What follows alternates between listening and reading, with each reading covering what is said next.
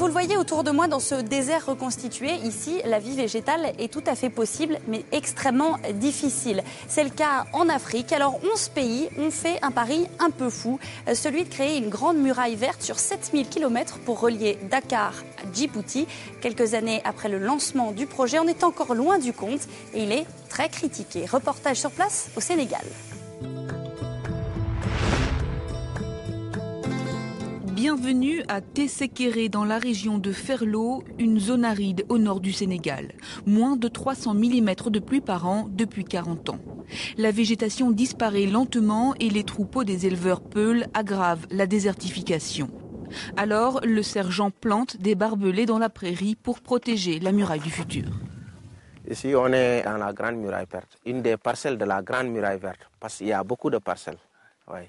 Un projet pharaonique. La Grande Muraille Verte veut planter 7000 km d'arbres sur 15 km de large à travers 11 pays d'Afrique. Les premières plantations ont commencé ici même il y a 4 ans.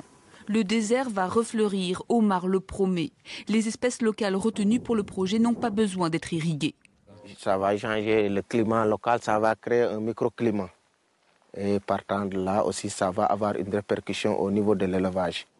La bande verte doit revitaliser le Sahel et à terme fournir des réserves de fourrage.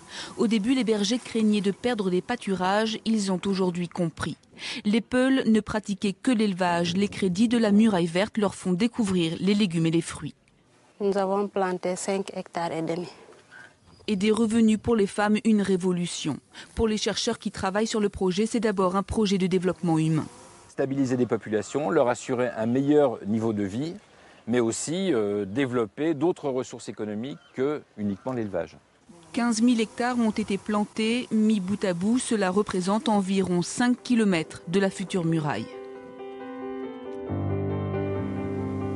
Et c'est un autre projet colossal en cours. Les plus grands botanistes de la planète sont en train de répertorier toutes les plantes qui existent au monde. Un catalogue de 400 000 espèces qui devrait être prêt d'ici 2020 et disponible gratuitement sur Internet et pour aider notamment les spécialistes à assurer la survie des plantes. C'est la fin de cette émission. Merci d'avoir été avec nous et je vous retrouve très vite sur France 24. À bientôt.